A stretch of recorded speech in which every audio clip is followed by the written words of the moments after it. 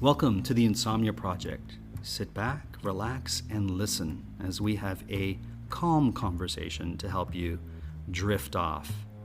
I'm your host, Marco Timpano, and I hope you listen and sleep. Joining me today is a guest who I really love following your social media. I love hearing what you do. Let me welcome Dani Stover to the podcast. Thanks for having me. Thank you for joining the Insomnia Project. You do a podcast that is very Toronto-centric. And this podcast, the Insomnia Project, we're proud to be Canadian podcasters and to be from Toronto. And we have a lot of listeners from overseas who I think have really learned a lot about Toronto by listening to this podcast, at least before they drift off. Your podcast is called Only in Toronto. Yes. Or Only in Toronto, as I would say it. Yes. It's weird because sometimes I just say the BlogTO podcast. Because you're also part of BlogTO. We'll talk Right. about that in a moment. Yeah. So Only in Toronto is basically the opposite of this podcast. It's fast and dirty, and it's like a micropod. So it comes out Monday through Friday around 4 o'clock in the afternoon, and it's 10 minutes of your kind of daily Toronto news, a new restaurant or a new business, and then some events that are coming up. So it's really to the point. It's very Toronto-centric. And I can't compare it to anything else because I don't know of another podcast that's doing this kind of format. Sure. Yeah. I feel like every city should have Only in blank. Oh, yeah. Because we're going to Salt Lake City at the end of this month. And I wish there was something that I could just listen, even on the plane, and be like, oh, I want to check this out. I want to check that out. Yeah, I think it's a good model, and I think it's helped me too to kind of learn about like what's going on in my city. And What has surprised you that you've learned by doing your podcast? I mean, it's funny because I come from a radio background, so Yes. there's a couple things at play here. The one thing is that radio is kind of this thing that's just always been readily available, and we all know what radio looks like and sounds like. And then there's also kind of that impending doom about radio. Sure. With podcasting, it's like, come on in, the water's fine, we're all here. So it's kind of a different headspace that I've had to get into. Right. Learning about the editorial world as well. It just sometimes, and seeing some of the vitriol that gets spit at Sure. like certain things. So like, for example, what comes up for me is Chair Girl. Here's this young woman who was drinking with friends and threw a patio chair off a high-rise condo in downtown Toronto. Thankfully, Never do this, listeners. Never It's do it. very dangerous, and you will not be loved by anyone. No. And so it was the perfect crime in the sense that no one was hurt, thank God. But she's kind of become this villain, Yes. this Toronto villain. Yeah. And so people love to hate her. Sure. And just even the moniker Chair Girl, it's just like, we know exactly who you're talking about. And she's kind of this like very present person. She's on social media. She's like that girl. Right. And so those types of stories that I'm like, really? People have a thirst for these stories. They hate them, but they interact with them. So it's just those kinds of things where people are like, why are you covering this? And it's like, well, because you keep talking That's about right. it. Only in Toronto is a daily podcast exploring cultural, food, news, and events in the city. Mm-hmm. And if you are coming to Toronto, I definitely suggest you check it out. We were talking earlier, and you had mentioned that you went to a hoedown yesterday. Yes. I'd love to know more about that. It was so fun. Oh, my goodness. What What better person to speak to than the host of Only in Toronto, who also is part of BlogTO, to tell me about this? I'm so fortunate. Yeah. It was a friend's birthday, and she's like, yeah, we're doing this hoedown. And I'm like, okay, yeah, I'll get out of the house. So it's at Dover Courthouse, which is like Dover Court and Bloor. Those are streets in Toronto for our international listeners. I know, I forget. I'm not talking to just Toronto people. I always sort of the try annex. I always try to define for our international listeners, and then I have friends who are like, stop saying that. People will figure it out. They understand that Mississauga is a place just outside of Toronto, is another place. They can figure it out. I'm like, I know, but sometimes I listen to podcasts where I'm like, oh, I want to know what that is precisely. So I apologize if any of you gets frustrated with my definition of terms, especially for our Canadian listeners. No, but it's a good reminder for me. So so it's kind of like this place, like a Legion type place. Sure. You know, those kind of like, it's basically staying alive because of the community people, and they host all these random events. So I think once a month they do like hoedowns, or they do swing dancing, or they do blues dancing. So you pay like $20. There's a live band. You go in and there's a woman on the mic that's like, okay, find a partner and I'm going to teach you the moves. So it's like promenade, which is just walking with your partner hand in hand. The do-si-do, and she teaches you the basics, and you pick them up pretty quickly. And, I love, my favorite quality in anybody is like being earnest. And if you're going to a hoedown and you're just handing yourself over, like, I'm going to do this thing. I don't care if I look silly. We're having a great time. My face hurt. I was smiling so hard. That's so great. And yeah, so you kind of circle up. We went with a group of people, but you end up dancing with all kinds of people. There were like all ages of people there too, all different, like, I'd never done a hoedown before, so I had no idea what I was doing. There were people who were pros, but it was like just so much fun. Like, just a really nice way to spend a Friday night where you feel like you're kind of sweaty. Someone said I had a glow. Oh, my goodness. No, it's hoedown sweat. Hoedown glow. Yeah. Have you ever been to Nashville? I have not. Okay, no. so my in-laws used to live in Nashville, and we would go down, and every time we went, we would go to the Wild Horse Tavern, I believe it's called. I hope it's right, Nashville, people from Nashville.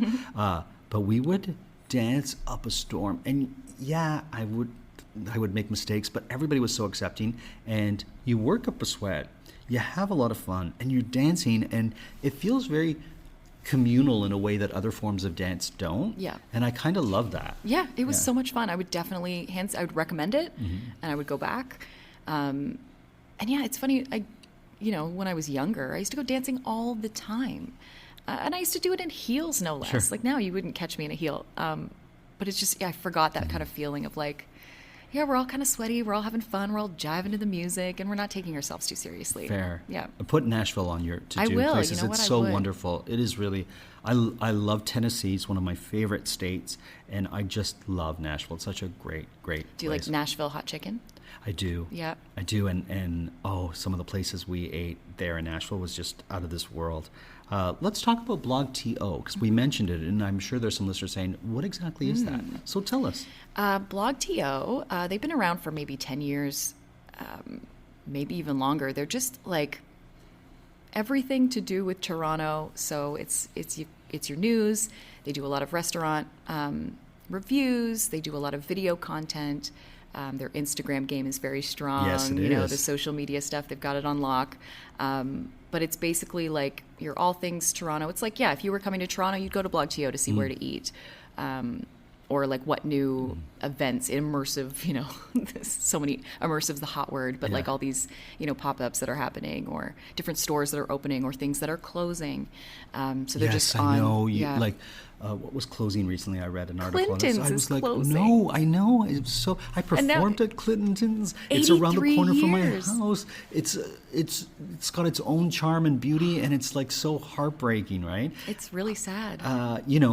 I want to say that it's a love letter to Toronto, but it's so much more BlogTO. I find it undiscriminating. In other words, they cover everything. And so some Toronto publications, whether it be digital or printed, can be a little bit snobby. In other words, this is the cool place to go. These are the top 10 this. Here's photos of all these fancy people at fancy parties. Yep. But I find BlogTO really transcends gender, race, society norms, and almost like money. Like you can spend a lot, you can spend a little, but this is our city, bruises and all. Yeah. And all the things we do. Great, and maybe not so great, but here's what's out there. Like, it's very accessible, I think. It's so accessible. I think you guys do such a wonderful, you all do such a wonderful job. And thank you for it's that. a small team. Like Is it? It's pretty small. I remember my first day being like, I'm going to walk into an office full of people, busy away in their suits and stuff, and it's like, oh, I know you. There's like 6 of us. And really? Yeah. It's a pretty small and mighty team. It's growing. Okay. It's for sure growing. But I was kind of shocked when I walked in, and I'm like, you don't have 3 different managers? Like, radio seems a little convoluted sometimes. So there's something I love about BlogTO, and something I love about our city. It's the font. It's the font you guys use. Yes. I think is wonderful. That's so funny that you say that, because I'm a big font Are you? person. Okay. I we haven't talked about fonts on this podcast yet, so let's dive into fonts. I mean, I don't know if I'm like super like learned about the Oh, different you don't ones, have to but be. I feel the same way about BlogTO, where I'm like, this, I think it's Georgia, the font that they use. Yeah. And it's a little bit gray, and it's a good size. The size is perfect, and just so everyone knows. And and they are very purposeful about their paragraph breaking and stuff like that. And that very resonates readable. resonates with me like you wouldn't believe. I love those short paragraphs. Yes. So I think you're right. That's a really fun thing to clock, because it's like same thing. I think about that often when I do freelance or stuff like Sure. that, and I see the font that they end up using, and I'm like, I would never write in that font.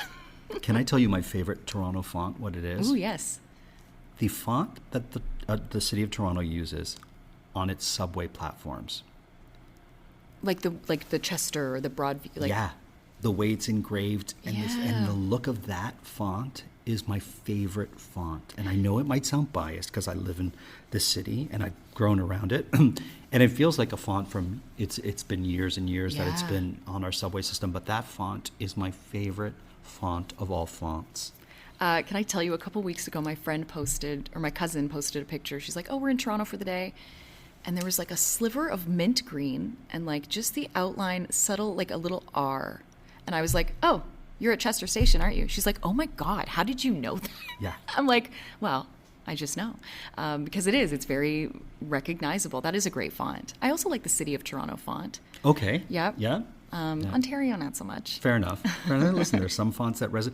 I used to like the old Ontario, the like 1960s kind of look that they had. Okay. It had like the trillium, which is our provincial flower, in a very 60s kind of font. I used to like that one. What I love about the subway font is that it's so great to get selfies because you can take words out of the font. So for example, Ossington, I was able to take sing.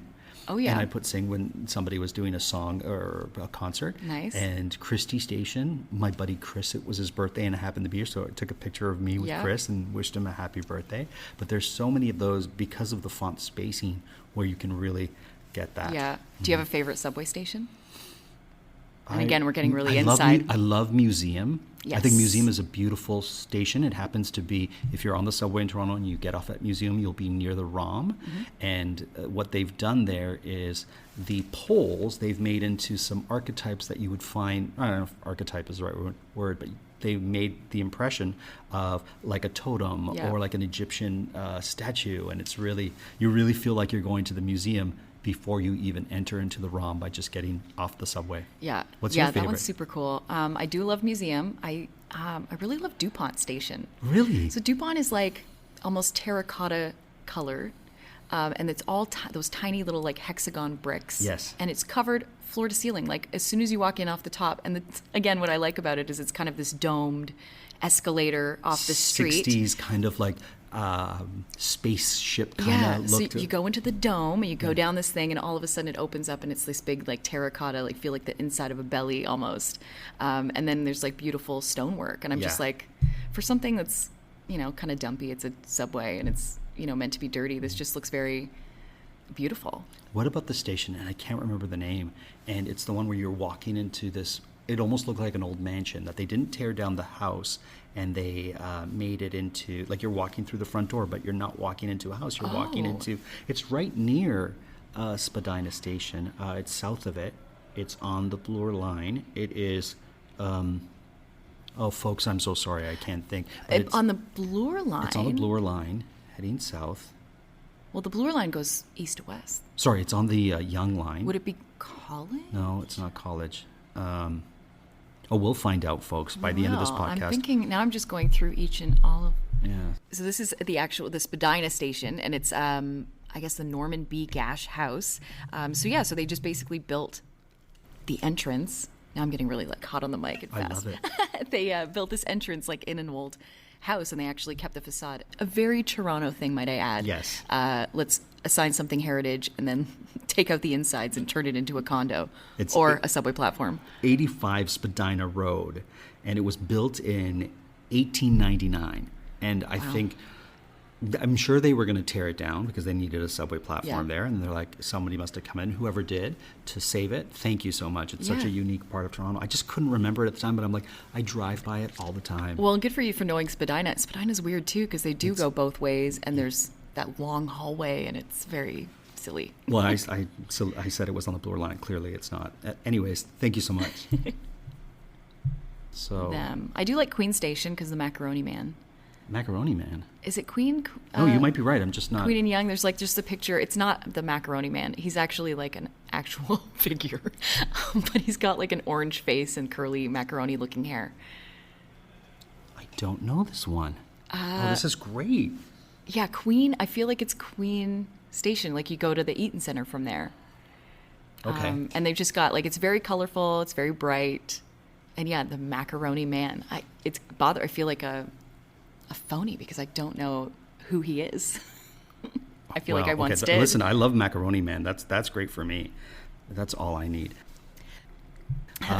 What is your least favorite font? My least, you know what? I really liked Arial for a while, and Okay. now I can't stand Oh, it. you don't like Arial? Okay. I just feel like it got overused. I think it was like my email font for a while, Okay. and now I just feel like leave me alone, Arial. So what is your default? Are you Garamond? I am a Garamond. I don't know if I said it right. Yeah. I know. I've realized I've never said it out loud. Garamond. I like a Georgia. You know Georgia's what? I'm awesome. coming back around to Times New Roman. Yeah. It's classic for a reason, right? It is. Yeah. It's one of those ones I would never touch. Like if I had a school project, I'd always do something different. But now I find myself coming back to it, and it just feels like home. That's amazing.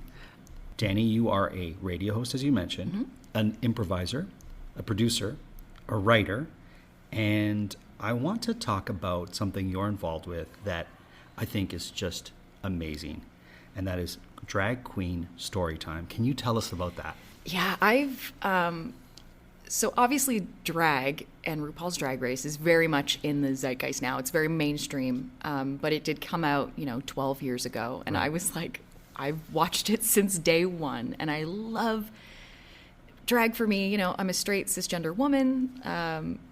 It kind of just gave me like this, oh my gosh, if I can see you being confident and you exploring your femininity and you being funny and campy and embracing these things about you that might be strange or odd or kind of other, then it just kind of gave me this feeling of like, oh my God, I love this energy and I love this scene and this art form.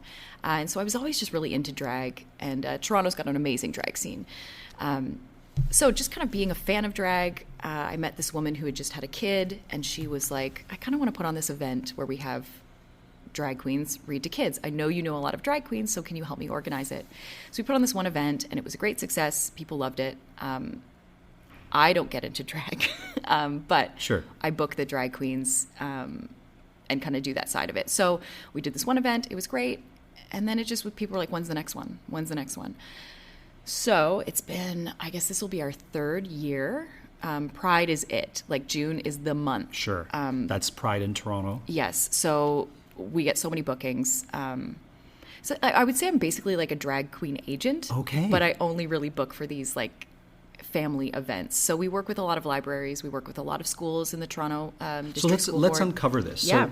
So you talked about how you got into it, and you talked about, I love that you talked about drag as an art form, and I think that is a perspective of drag that I think is wonderful and needs to be recognized.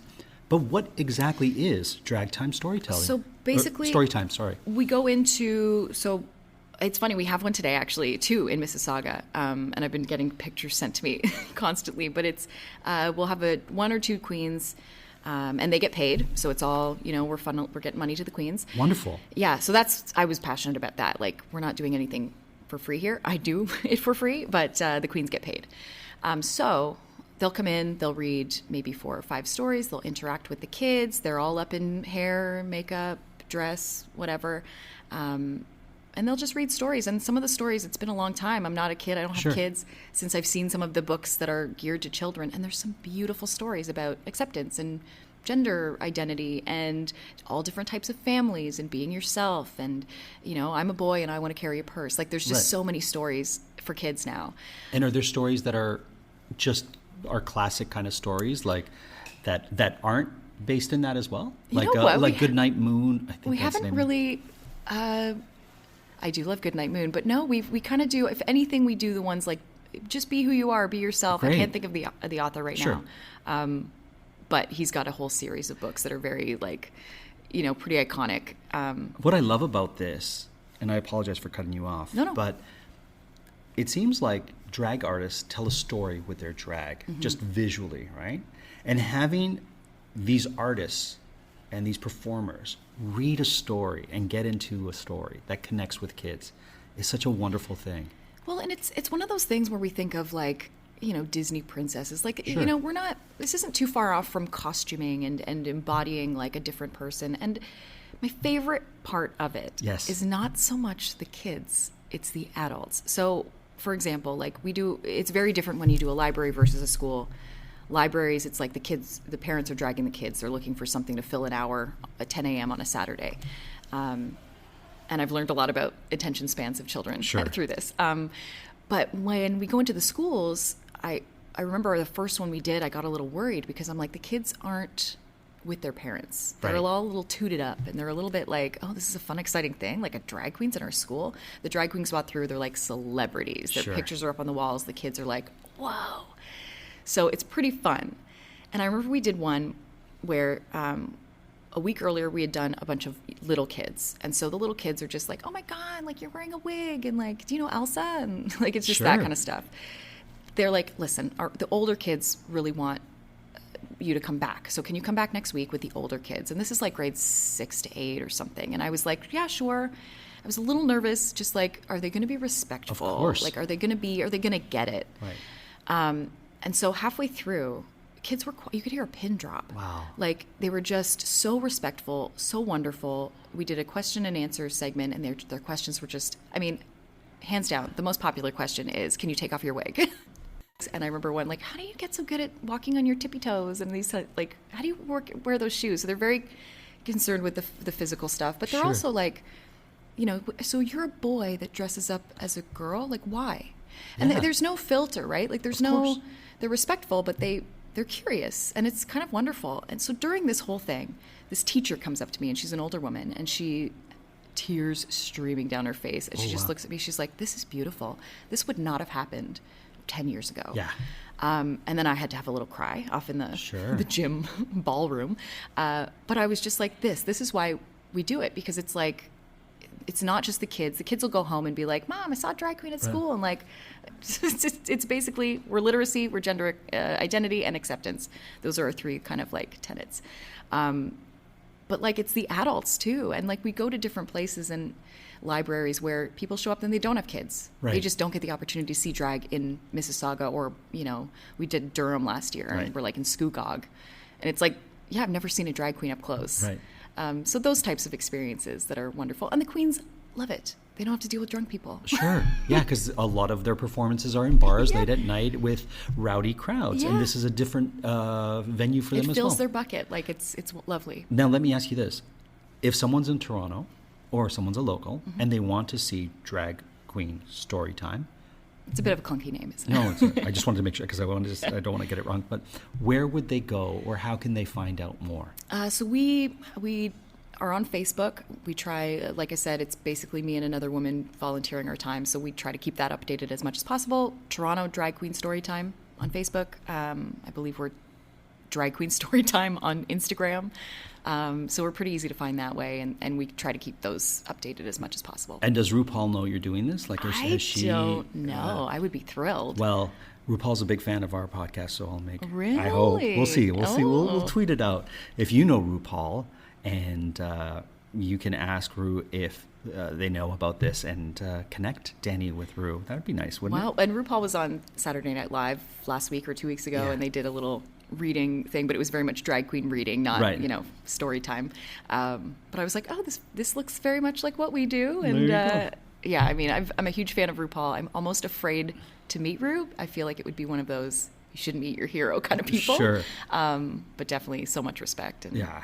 Yeah. Yeah, what a wonderful thing Ru has done for the community, for just bringing that acceptance and bringing that to the forefront and out of, you know, cabarets at 1 a.m. in smaller areas of the city. It's incredible Yeah. to me how much drag has changed and evolved, and for for the better in a lot of ways. Sometimes I'm sure people would argue that for the worst in other ways, but it's pretty incredible to see the trajectory of a lot of these careers that have been launched because of this show. Yeah, it's great. Yeah. Thank you for bringing that to our city. Of course, I think that's my wonderful. pleasure. I hope people listen to this and decide to bring it to other areas of the world. Because how great would it be? You know what it is? We got the idea from. It certainly wasn't our original idea. I think they were doing it in New York. There is kind of a global Drag Queen Storytime thing. They do it in LA. Great. It's kind of like, drag brunch became very popular. Drag Queen Storytime. Also, we're not the only game in town. Faye and Fluffy are another duo of queens, and they do their own Drag Queen Storytime. So we kind of started off as East Toronto, right? And now we've kind of expanded. We do a lot of Mississauga and Durham and kind of surrounding areas. Faye and Fluffy are kind of the Glad Day Bookshop, or the Gladstone Hotel.